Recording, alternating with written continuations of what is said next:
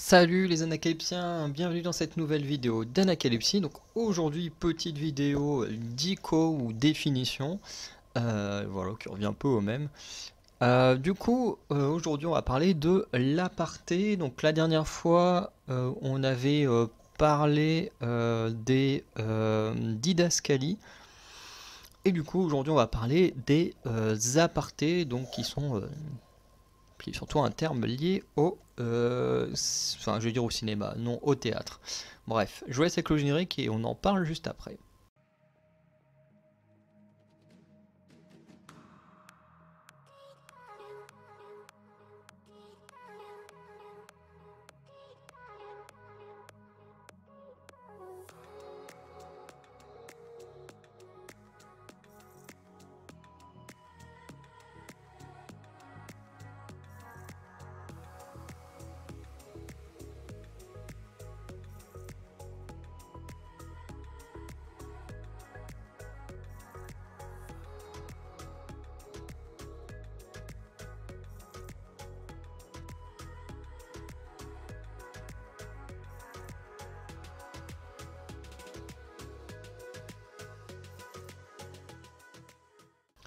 Donc un aparté, parce que effectivement j'ai dit une aparté, mais apparemment ça a l'air d'être un mot masculin.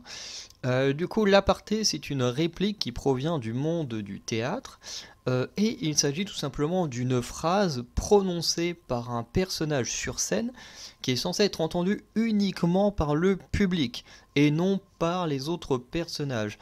Et c'est pour ça que vers le début de la vidéo, alors je sais plus si c'est là tout de suite ou dans l'intro, où j'ai fait comment dire, un lapsus en disant le mot cinéma, parce que en pensant le mot aparté, j'avais Deadpool en tête, qui techniquement fait des sortes d'apartés. Alors, il les fait déjà dans les comics, hein, mais je trouve que ça revient un peu au même, c'est ce côté où, que ce soit dans les comics ou dans les films, où Deadpool va parler aux spectateurs, donc entre guillemets aux sortes de public qui vient regarder ses films ou lire ses livres, et du coup, en s'adressant à eux et non aux autres personnages qui sont autour de lui, bah, du coup, il fait une sorte d'aparté. Bien que ça reste un terme à la base spécifique au monde du théâtre, et ben on peut également l'extrapoler du côté du cinéma et même de la littérature, puisque ce qu'on voit avec Deadpool dans le cinéma, à la base, ça vient des comics, donc de la littérature. Du coup, la réplique d'aparté, du coup, peut avoir plusieurs fonctions. Donc il s'agit à la fois d'une pensée du personnage, donc cela permet d'offrir plusieurs informations au public, et notamment, ça peut faire travailler les réactions du personnage vis-à-vis des autres personnages, mais en le disant au public et non à cela.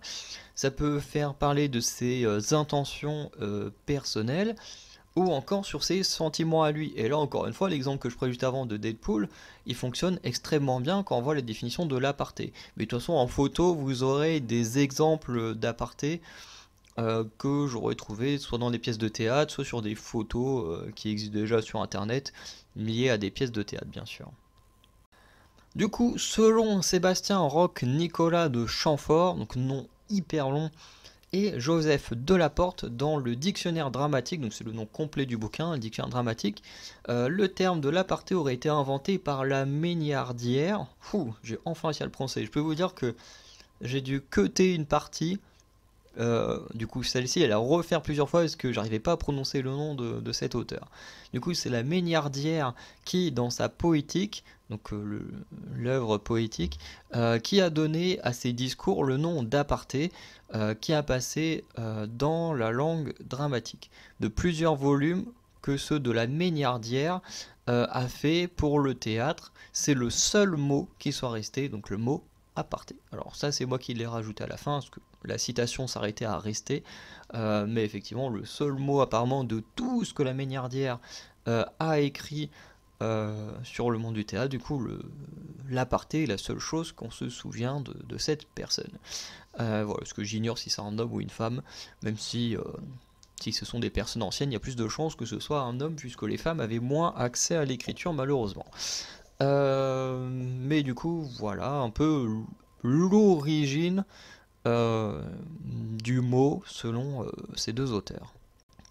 pour terminer, donc l'aparté ne serait pas beaucoup utilisé dans le théâtre grec. Et j'avoue que pour avoir lu du théâtre grec, c'est vrai que il n'y a pas vraiment d'aparté dedans. Après, c'est vrai qu'il y a quand même pas mal de gros monologues. Enfin, moi, en tout cas, dans l'œuvre que j'avais lue et que je devais jouer, il y avait pas mal de gros monologues. Mais en soi, c'est vrai que c'est pas réellement une aparté.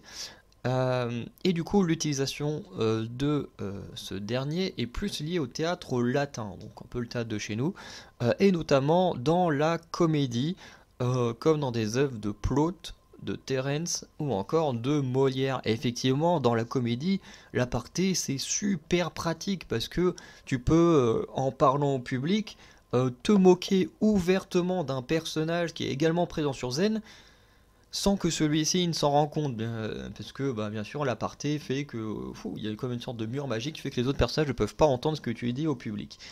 Bref, c'est vrai que je trouve que dans la comédie ça fonctionne super bien d'avoir des apartés. Après moi je m'y connais pas plus que ça, parce que en pièces de théâtre, j'ai pas forcément lu des pièces de théâtre très connues, par exemple celle de Molière, j'ai dû en lire une quand j'étais au collège, donc il y a au moins 15 ans, 15 oui, au moins 15 ans.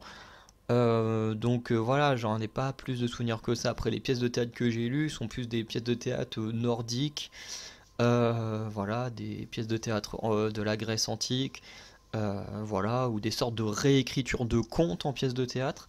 Mais c'est vrai que ceux des grands auteurs, entre guillemets, euh, bah voilà, moi je les ai quasiment, j'en ai quasiment lu aucune. Donc voilà.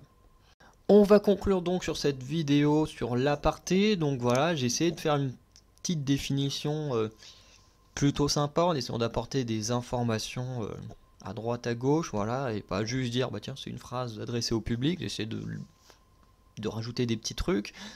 S'il en manque, n'hésitez pas à le rajouter en commentaire, j'espère quand même que cette vidéo vous aura plu. Si c'est le cas, bah, n'hésitez pas à le dire également, hein, voilà. Du coup, oubliez pas que tous les dimanches, il y a un petit post qui vous récapitule toutes les vidéos sorties durant la semaine sur toutes les chaînes d'Anacalypsy. Et sinon, bah voilà, je vous dis à très bientôt pour de nouvelles vidéos. Voilà, n'hésitez pas à checker cette liste tous les dimanches, ou enfin, ou peu importe, hein, c'est juste qu'elle sort le dimanche. Et du coup, voilà, sinon, je vous souhaite une bonne journée, une bonne soirée, je vous dis à très bientôt. Ciao!